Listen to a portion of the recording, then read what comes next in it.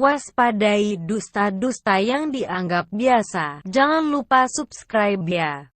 Dengarkan sampai selesai. Lo perlu dengarkan kembali sampai hati Anda tersentuh untuk tidak berbuat dosa dan menentang azab dari Allah SWT, karena sesungguhnya Allah SWT dan Rasul para utusannya sangat-sangat menyayangi kita. Dengan menyebut nama Allah yang Maha Pemurah lagi Maha Penyayang. Segala puji bagi Allah, Tuhan semesta alam. Maha Pemurah lagi Maha Penyayang. Yang menguasai di hari pembalasan.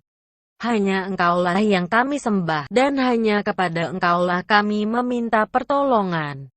Tunjukilah kami jalan yang lurus, yaitu jalan orang-orang yang telah Engkau beri nikmat kepada mereka. Bukan jalan mereka yang dimurkai dan bukan pula jalan mereka yang sesat. Semoga kita tidak menjadi agen penyebar berita hoaks, berita dusta dan fitnah, yang berperan serta dalam munculnya keresahan dan kekacauan di tengah-tengah masyarakat. Banyak orang yang memandang sepele dusta-dusta kecil yang entah secara sadar atau tidak sadar sering diucapkan dan dilakukan dalam keseharian. Mereka menganggap bahwa meskipun dusta, namun dusta-dusta kecil itu berdosa dan tidak akan dihisab oleh Allah Subhanahu wa Ta'ala pada hari kiamat kelak. Umat Islam sering meremehkan dosa-dosa yang dianggap kecil, padahal di sisi Allah Subhanahu wa Ta'ala itu adalah perkara yang fatal. Kamu menganggapnya suatu yang ringan saja, padahal dia pada sisi Allah adalah besar. Quran Surat An-Nur ayat 15. Selain memperingatkan umatnya dari dusta yang besar, Rasulullah juga memperingatkan umatnya dari perkataan sepele, tapi sejatinya merupakan kedustaan. Di antara perkara-perkara sepele yang termasuk dusta adalah: pertama, perkataan orang tua terhadap anak kecilnya, "Nanti ayah kasih," atau "nanti aku beri," dan seterusnya. Padahal sebenarnya ia tidak serius ingin memberi, namun sekedar membujuk agar anak mau menuruti perintahnya. Perkataan seperti ini termasuk satu bentuk kedustaan. Dalam sebuah hadits dari Abdullah bin Amir, ia berkata, "Suatu hari ibu memanggilku dan pada saat itu Rasulullah sedang duduk di rumah kami. Ibu berkata kepadaku, 'Hai nak, sini aku beri kamu.' Lalu Rasulullah Shallallahu Alaihi Wasallam bertanya kepada ibuku, 'Apa yang hendak engkau berikan padanya?'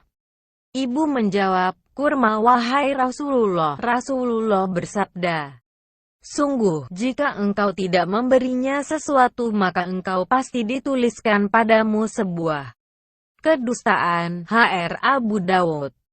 Kenyataan sering kita jumpai para orang tua ketika membujuk putra-puterinya untuk mau tidur siang atau untuk belajar diiringi dengan iming-iming hadiah. Namun ketika putra atau putrinya lupa tentang hadiah yang telah dijanjikan, orang tua pun tidak memenuhi janjinya. Yang demikian dalam kacamata syariat termasuk kedustaan yang dilarang oleh Rasulullah alaihi wasallam. Secara tidak langsung orang tua menanamkan nilai-nilai negatif pada diri anak, yaitu nilai kedustaan. Maka jangan menyalahkan anak seandainya ia tumbuh menjadi anak yang gemar berdusta karena ada model pendusta yang ia saksikan setiap hari. Kedua, melucu, bercanda, dengan membuat cerita-cerita bohong agar membuat orang lain tertawa. Meskipun dimaksudkan sebagai gurauan, tetap saja berdusta tidak diperkenankan dalam agama Nabi Muhammad. Meskipun beliau adalah seorang utusan Allah, bukan berarti beliau selalu tampil serius di hadapan umatnya. Dalam banyak hadits diterangkan bahwa Rasulullah alaihi wasallam ternyata kadang-kadang juga bercanda di hadapan para sahabat sehingga membuat mereka tertawa. Namun canda Rasulullah ternyata tidak lepas dari kebenaran dan kejujuran. Dalam hadits riwayat Ahmad dari sahabat Anas bin Malik diterangkan bahwa seorang laki-laki mengunjungi Rasulullah alaihi wasallam. Beliau membawanya ikut berkendara lalu Rasulullah berkata, "Kami akan memboncengkanmu di atas anak onta." Laki-laki itu heran dan bertanya, "Wahai Rasulullah, apa yang bisa aku lakukan dengan anak onta?" Lalu Rasulullah alaihi wasallam bersabda, "Bukankah onta dewasa juga anaknya onta?" Sahabat itu pun tersenyum dan sadar kalau Rasulullah bercanda.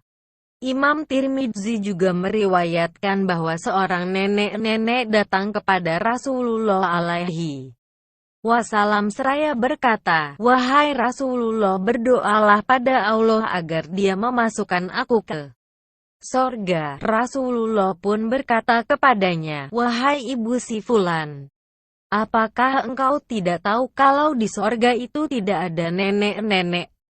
Nenek itu pun berpaling sambil menangis tanpa pamit kepada Rasulullah alaihi wasallam. Lalu Rasulullah berkata kepada para sahabat, "Katakan padanya bahwa kelak ia akan kembali menjadi gadis perawan di sorga. Karena Allah telah berfirman, sesungguhnya kami menciptakan mereka, bidadari-bidadari, dengan langsung, dan kami jadikan mereka gadis-gadis perawan." Quran Surat Ar-Rahman ayat 35-36. Dalam kondisi tertentu, Rasulullah ternyata juga bercanda. Apalagi tujuannya kalau bukan untuk mencairkan suasana dan membuat hubungan beliau sebagai pemimpin dengan sahabat tetap baik. Namun candaan Rasulullah tidak pernah berisi dusta. Berkata dusta ketika bercanda merupakan perbuatan dosa yang dikatakan oleh Rasulullah bisa mencelakakan seseorang. Beliau sallallahu alaihi wasallam bersabda, "Celakalah orang yang berbicara kemudian berbohong agar orang lain mentertawakannya. Celakalah dia, celakalah dia." Ketiga, menceritakan semua apa yang didengar atau yang dibaca termasuk perbuatan dusta.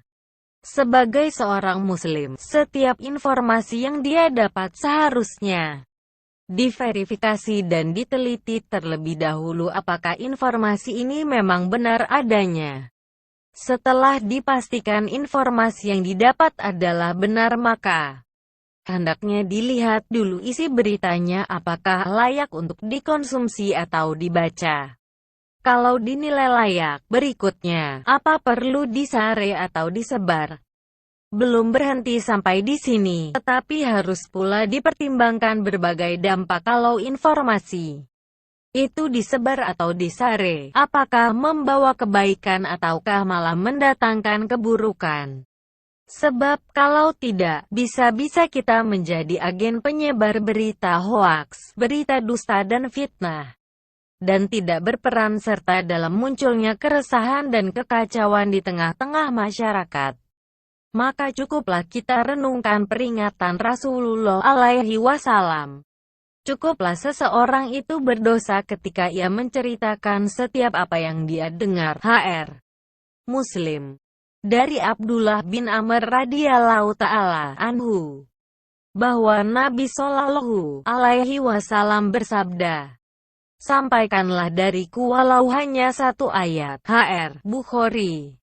Ya Allah, berikanlah manfaat atas ilmu yang Engkau ajarkan kepada kami serta ajarkanlah kepada kami ilmu yang bermanfaat.